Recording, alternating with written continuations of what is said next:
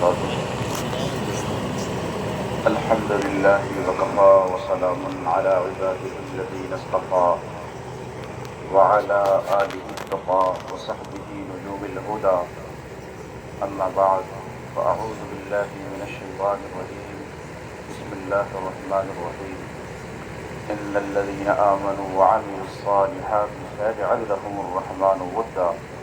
صدق الله العظيم وصدق رسوله النبي الأمين الكريم ونحن على ذلك لمن الشاهدين والشاكرين والحمد لله رب العالمین.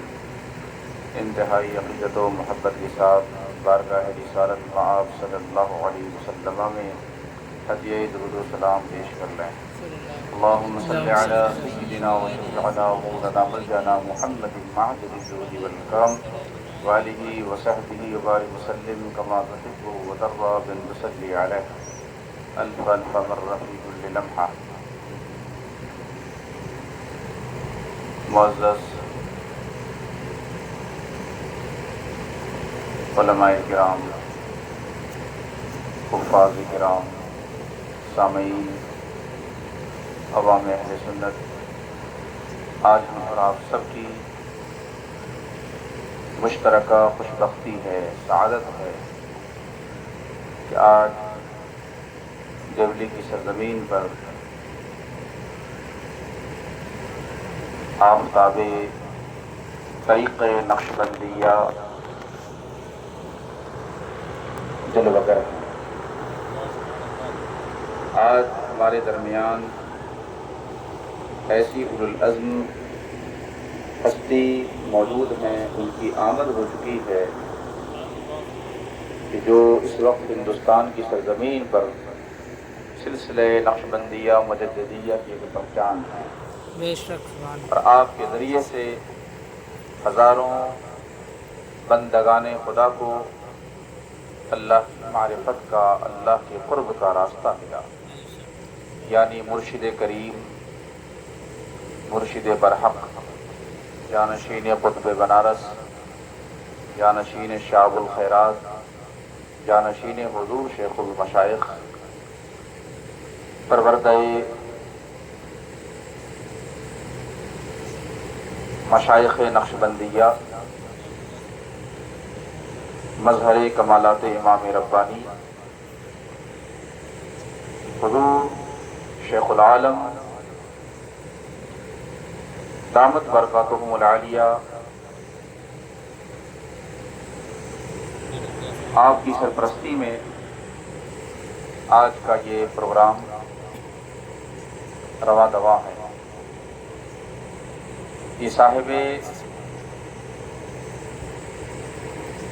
عرس، یہ صاحب ایصال ثواب جن کے لیے پروگرام منعقد کیا گیا ہے، ان کی بھی بہت بڑی سعادت ہے، ان کی بھی خوش بختی ہے کہ ان کی روح کو ایصال ثواب کرنے کے لیے آج سلسلہ عالیہ قادریہ و سلسلہ نقشبندیہ کے عظیم شیخ یہاں جلوہ فروز ہیں.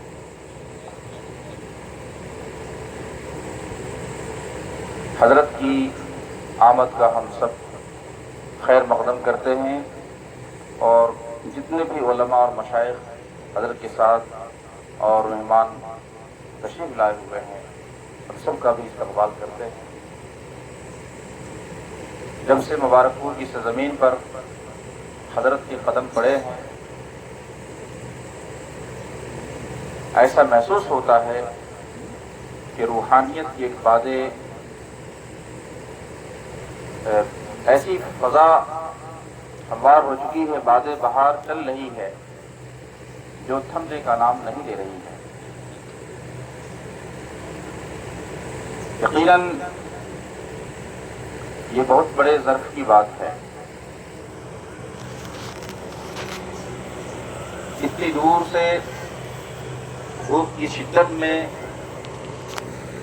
بیماری اور علالت کے باوجود 150 کلومیٹر کا سفر کر کے یہاں آنا یہ معمولی کام نہیں ہے، بہت ہی جاگزل مشکل کام ہے. یہ ہم لوگوں کی دلجوئی کے لیے اور جس طریقے سے حضرت محبت فرماتے ہیں اس محبت کی خاطر آپ تشریف لائے، اور ہم نے ایک خاص اور چیز دیکھی کہ آپ اپنے مریدین کے عرس میں بھی شرکت فرماتے ہیں۔ بہت کم مشائخ ایسے ہیں جو اپنے مریدین کے عرس میں شرکت کرتے ہوں گے یا ان کے مریدین کا عرس ہوتا ہوگا، لیکن حضرت نے اپنے خلفاء کو اس قدر باکمال بنایا ہے کہ وہ بھی صاحب کرامت ہوئے اور آج ان کے بھی اعراس لگائے جا رہے ہیں۔ حضرت بحر العرفان مفتی آفاق احمد مجددی رحمۃ اللہ علیہ آپ کے عظیم خلیفہ ہیں، حضرت ان کے عرس میں بھی شرکت فرما رہے ہیں۔ یہ ذرہ نوازی ہے اور وسیع الظرفی ہے، اور کشی نگر میں ہی غوری شاہ رحمۃ اللہ علیہ آپ کے محبوب خلیفہ ہیں، مرید ہیں، ان کے عرس میں بھی حضرت تشریف لاتے ہیں۔ اپنے خلفاء کو آپ نے باکمال بنایا ہے، اور حضرت مبلغ اسلام مناظر اہل سنت مولانا فاروق عزیزی مصباحی نور اللہ مرقدہ، جو حضور حافظ ملت علیہ رحمت و رضوان کے نہ صرف شہید شاگرد تھے بلکہ ان کے ایک سپاہی تھے۔ مجھے جو اطلاع ملی کہ حضور حافظ ملت تقریر فرمایا کرتے تھے اور یہ لاٹھی لے کے کھڑے رہا کرتے، پہرا دیتے تھے، کیونکہ وہ دور بہت ہی بڑا انقلابی دور تھا۔ جب حافظ ملت تشریف لائے تھے مناظرے بھی کرنے پڑتے تھے، اور لاٹھی چلانے میں آپ بہت ماہر تھے۔ حضرت مولانا فاروق عزیزی تو حضور حافظ ملت ان کو لے جایا کرتے تھے، سائیکل پر بیٹھا کر ان کو لے جاتے تھے جگہ جگہ گاؤں میں تبلیغ کے لیے۔ آج اس علاقے میں جو سنیت کی باد بہار نظر آ رہی ہے اور سنیت کا پھول کھلا ہوا جو نظر آ رہا ہے، اس میں بہت بڑا حصہ حضرت مولانا فاروق عزیز صاحب کا ہے، اور ان کو حضور حافظ ملت نے اس مشن کے لیے تیار فرمایا تھا۔ سگڑی کا پورا علاقہ، اساور ہے، اور پورا اعظم گڑھ، جین پور، دھرارا اور ادھر مئو تک کے علاقے، وہاں دورے کیا کرتے تھے۔ خود ہمارے زمانے میں مجھے لے کر وہ مختلف مقامات پر گئے، سگڑی گئے، دھرارا گئے، جین پور گئے، اور کئی علاقوں میں لے گئے، اور مجھ سے انہوں نے تقریریں کروائی۔ تو وہ ایک پرجوش مبلغ تھے اور بہت ہی باہمت مناظر بھی تھے۔ مناظرے میں تو ان کی شان یہ تھی کہ دیوبندی جماعت کے بڑے بڑے مناظر ان کے نام سے کانپتے تھے، اور اتنے کو انہوں نے اسٹیج چھوڑنے پہ مجبور کر دیا۔ طاہر غیابی جیسے لوگ ان کے سامنے آنے سے ڈرتے تھے۔ ان کی جوانی کا عالم بڑا عجیب و غریب تھا۔ جو حوالے کی کتابیں ہیں وہ عبارات ان کی زبان پر ہوا کرتی تھی، یاد رہتی تھی،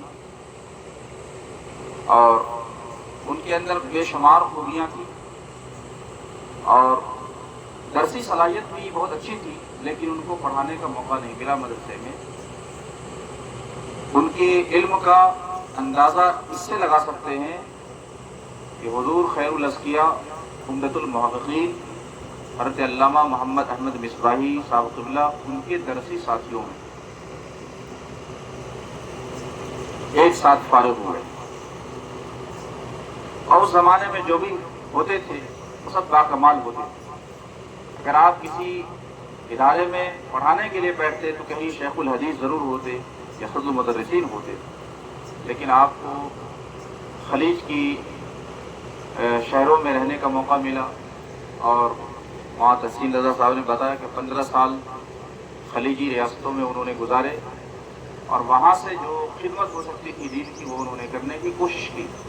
حضور حافظ ملت سے اس قدر عشق تھا اور نسبت عزیزی کا ان پر ایسا غلبہ تھا کہ کسی بھی لمحہ والجامعۃ الاشرفیہ مبارک کو فراموش نہیں کر سکتے تھے۔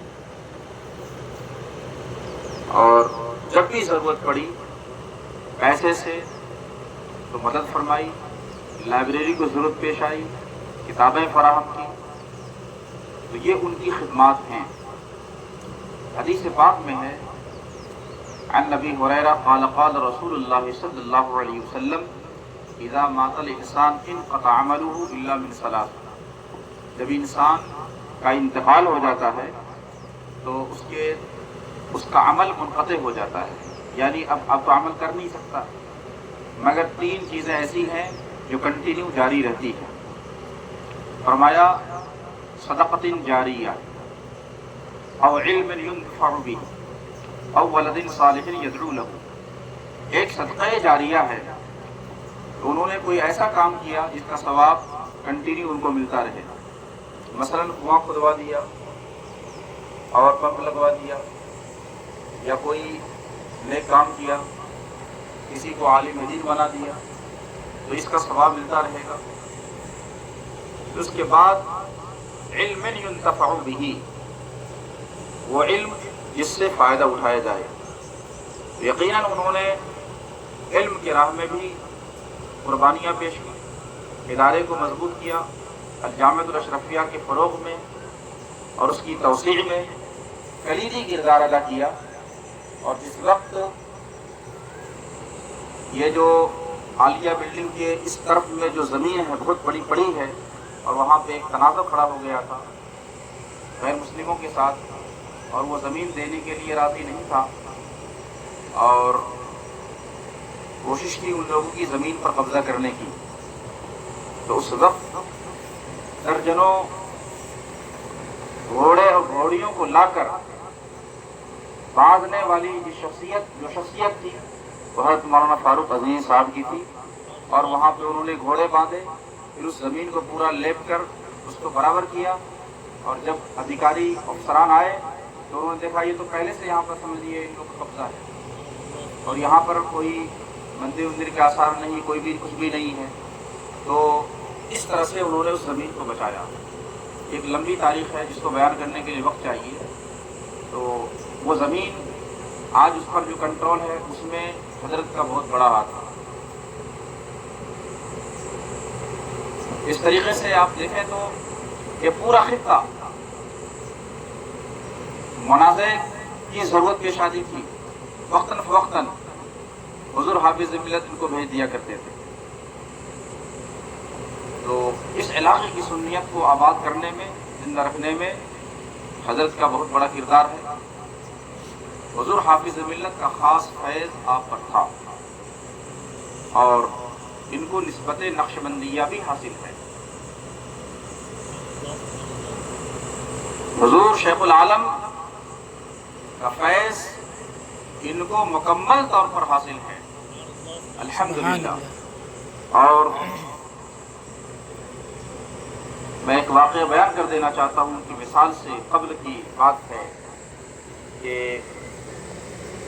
تقریباً 2 مہینہ پہلے کی بات ہوگی، حضرت بس زیادہ علم تھے، میں ملاقات کے لیے آیا، کمرے میں بیٹھے ہوئے تھے، تو حضرت نے فرمایا آپ مجھے سلسلے نقش بندیہ کی نسبت سے نواز دیں۔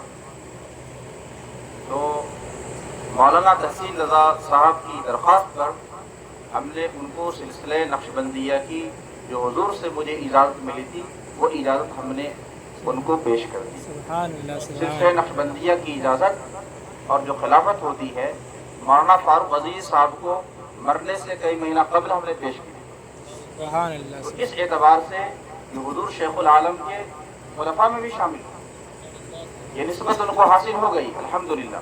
سبحان اللہ۔ اور اسی نسبت کا فیض ہے کہ آج ان کا پورا گھرانہ نقش بندیت کے رنگ میں رنگا ہوا نظر آ رہا ہے، سبحان اور حضور شیخ العالم کی توجہات خاص ان کے اوپر موجود ہیں۔ اور حدیث پاک کا ایک مفہوم ہے، دوسرا حصہ یہ تھا او ولد صالح یدعو له، ولد صالح چھوڑ کر جائے جو ان کے لیے دعا کرتا رہے۔ تو یقیناً انہوں نے اپنے پیچھے ایسی اولاد چھوڑی ہے جو ان کے لیے دعائیں کر رہی ہیں اور ان کی دعا سے ان کے درجات بلند بھی ہو رہے ہیں۔ مولانا تحسین رضا صاحب نقشبندی آج ہندوستان کے مختلف مقامات میں جا کر دین کی خدمت کر رہے ہیں، تبلیغ کر رہے ہیں، اور آج یہ عرس جو منایا جا رہا ہے، یہ اس میں اور یہ فاتحہ کا پروگرام ہے، یہ ولد صالح ہونے ہی کا جو نتیجہ ہے۔ ہزاروں لوگ ہیں جو اپنے ماں باپ کے نام پر سالانہ طور پر نہ فاتحہ کا اہتمام کرتے ہیں، نہ کسی مجلس ذکر کا اہتمام کرتے ہیں، ان کو پتہ بھی نہیں چلتا کہ برسی کب ہو رہی ہے۔ لیکن اس قدر خرچ کرنا، اہتمام کرنا، علماء کو بلانا، یہ ولد صالح ہونے کی دلیل ہے۔ ہمارے عثمان بھائی، صاحب رومی صاحب، ارقم بھائی اور مولانا تحسین رضا، جتنے ان کے برادران ہیں، سب اس کے لیے قابل مبارکباد ہیں، اور یہ سب اولاد صالح کے زمرے میں ہیں، اور باقی لوگوں کو بھی اس کی توفیق اللہ تعالیٰ عطا فرمائے۔ حضرات محترم، بزرگوں کی صحبت سے حالات بدلتے ہیں۔ اگر ایک آن شیخ کامل کی صحبت مل جائے تو وہ صحبت مولائے روم کی زبان میں یک زمانہ صحبت با اولیاء بہتر سالہ تا بیریا، ایک زمانہ اللہ کے دوستوں کی، اللہ کے ولی کی صحبت میں بیٹھنا، یہ 1000 سال تک بیریا عبادت کرنے سے افضل ہے۔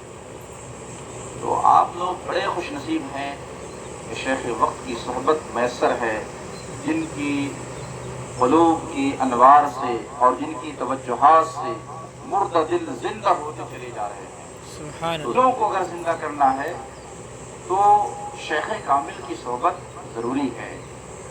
اور شاہ عبدالعزیز محدث دہلوی رحمۃ اللہ علیہ فتاویٰ عزیزیہ کے اندر لکھتے ہیں کہ کسی قبر پہ کوئی آدمی حاضر ہوتا ہے تو یا تو قبر والے کو فائدہ ملتا ہے یا حاضر ہونے والے کو فائدہ ملتا ہے۔